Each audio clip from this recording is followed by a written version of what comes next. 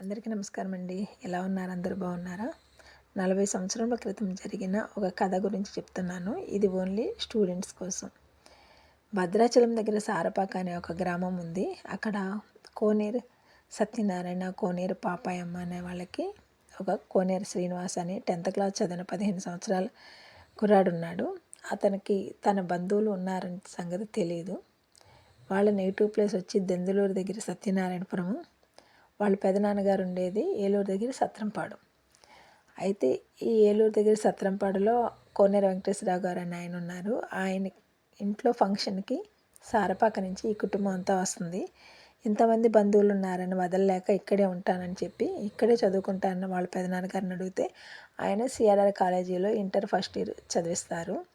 First year అయిపోతుంది. Second ఇయర్కి వచ్చేసరికి అకస్మాత్తుగా స్టూడెంట్స్కి ఆర్టీసీ స్టాఫ్కి జరిగిన గొడవల వల్ల సిఆర్ఆర్ కాలేజీలో కాల్పుల వల్ల ఈ అమాయకుడైన ఇతనికి తుపాకీ గుండొచ్చి తగలడము, అతను వెంటనే చనిపోవడం జరిగింది. అసలు ఈ గొడవ అంతా ఎందుకు జరిగింది, కారణం ఏంటి అంటే హనుమాన్ జంక్షన్ నుండి సిఆర్ఆర్ కాలేజీకి వచ్చే స్టూడెంట్స్ బస్సు ఎక్కుతారు.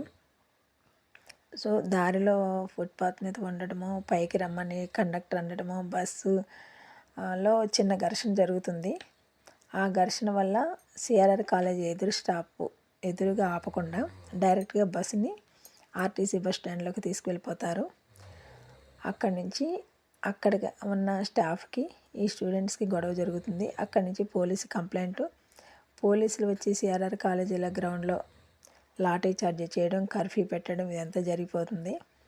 కానీ ఏమీ తెలియని అమాయకులంతా కాలేజీ జరుగుతుంది కదా అని చెప్పి ఉదయం 9 గంటలకి ఈ సంఘటన అంతా జరుగుతుంది. వాళ్ళందరూ కాలేజీలకు వస్తూ ఉంటారు. ఇంకేముంది, కాలేజీలో 144 సెక్షన్ పెట్టేసేసారు. పోలీసులు చెల్లాచెదురు చేస్తున్నారు మనుషుల్ని. కొంతమంది పిల్లలు పక్కనే ఉన్న రైలు పట్టాల మీద నుంచి పరుగులు తీయడం, కొంతమంది అక్కిలేరు మీదుగా బస్ స్టాండ్కి వెళ్ళిపోవడం, బస్ స్టాండ్ దగ్గర నుంచి టౌన్లోకి వెళ్ళిపోవడం, అట్లా కొంతమంది అట్లా జరుగుతూ ఉంది.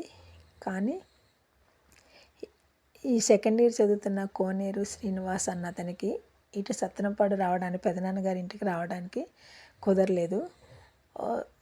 కుదరక అతను ఎటు తప్పుకోవాలో అర్థం కాలేదు. అతనికి ఎటు వెళ్తే ఎటు ఊరు అన్నది కూడా తెలియదు. ఎందుకంటే అతనికి ఫ్రెండ్స్ కూడా తక్కువ. వచ్చే సంవత్సరం అయింది. ఈ గ్రౌండ్లో అందరూ పరుగులు తీస్తున్నారు. ఎవరో ఒక స్టూడెంటో బయట అతను రౌడీయో తెలియదు, ఈ పోలీస్ అధికారి పైన ఒక రాయి విసిరారు. ఆ రాయి వచ్చి ఆ పై అధికారికి తగలడము, అతనికి రక్తం రావడము, ఆ పై అధికారి ఫైర్ అనే యాక్షన్ చెప్పడము, గాల్లో బాష్ప పేల్చడము, వెంటనే తుపాకీతో ఫైర్ మొదలుపెట్టారు.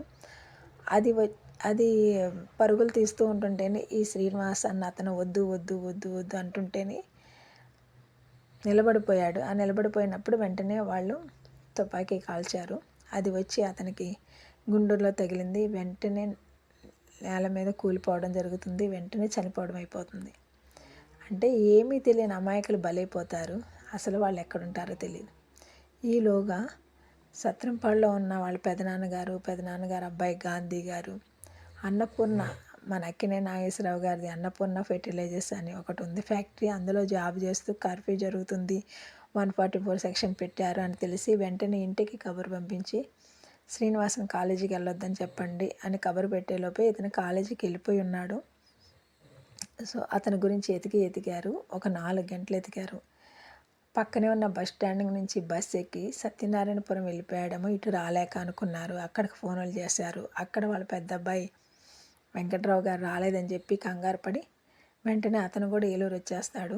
ఈ గాంధీ వెంకట్రావు గారు ఇద్దరు కలిసి అన్ని చోట్ల ఎదుగుతారు. గ్రౌండ్లోకి వెళ్తారు. ఏమైంది గ్రౌండ్లో అంటే ఒక అతను చనిపోయాడంటారు. అక్కడి నుంచి ఏది బాడీ అంటే గవర్నమెంట్ హాస్పిటల్ అంటారు.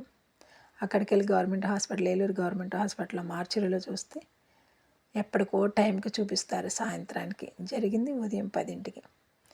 సాయంత్రానికి చూస్తే ఏముంది, ఆ శవాన్ని చూడంగానే అర్థమైపోయింది ఇతను మన తమ్ముడే అని చెప్పి. ఇంకా వాళ్ళందరూ కలిసి సత్యనారాయణపురం తీసుకెళ్తారు ఆ శవాన్ని.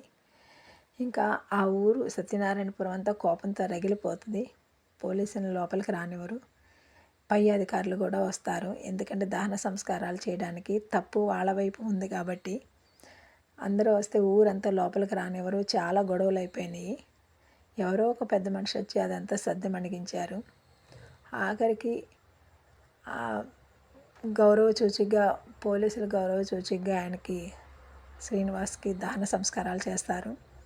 ఆ తల్లిదండ్రులు బాధ, పెదనాన్న పెద్దమ్మ మన ఇంట్లో ఉండి చదువుకున్నాడే పిల్లాడు ఇలా అయిపోయాడని ఆ బాధ, ఇంకా వాళ్ళని పట్టుకోవడం ఎవరి తరము కాలేదు. అన్ని కార్యక్రమాలు అయిపోతుంది. ఒక మనిషిని కోల్పోయారు అంటే కారణం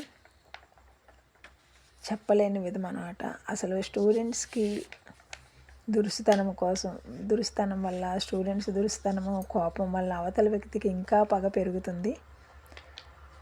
ఆర్టీసీ బస్సు ప్రయాణం కొంత టైం మాత్రమే. ఓపిక లేని ఆర్టీసీ సిబ్బంది, తలపొగరుతో ఉన్న స్టూడెంట్స్, ఆలోచన లేని అధికారుల వల్ల ఒక నిండు జీవితం మొగ్గలోనే చనిపోతుంది. ఒకప్పుడు బస్సులకి కాలేజీలకి అన్నది స్పెషల్ బస్సెస్, కాలేజీ బస్సెస్ లేవు. ఇప్పుడు అవి ఉన్నాయి. అయినా కొంతమంది స్టూడెంట్స్ మామూలు బస్సుల్లో వెళ్తూ ఉంటారు. కొంచెం ఓపిక పట్టాలి.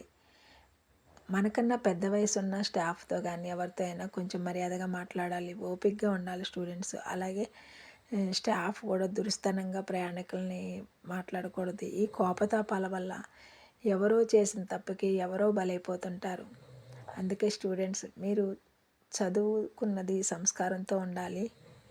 అలాగే ఇంకొకరికి మనం హెల్పింగ్ నేచర్గా ఉండాలి. మనల్ని చూసి వేరే వాళ్ళు నేర్చుకునే విధంగా ఉండాలి. మన వల్ల మన దురుసుతనం వల్ల వేరొకరు బలైపోకూడదు. ఇదంతా జరిగింది డిసెంబర్ 10 వచ్చినప్పుడు మాత్రం మా కుటుంబాల్లో అందరం కూడా కంపల్సరీ గుర్తుంచుకుంటాము కోనేరు శ్రీనివాస్ని. ఇప్పటికైనా మీరు ఈ విషయం కావాలంటే Eluru CRR gents college bus స్టాండ్కి అఖిలేరు తర్వాత దాటిన జెంట్స్ కాలేజీకి వెళ్ళి చూస్తే తెలుస్తుంది.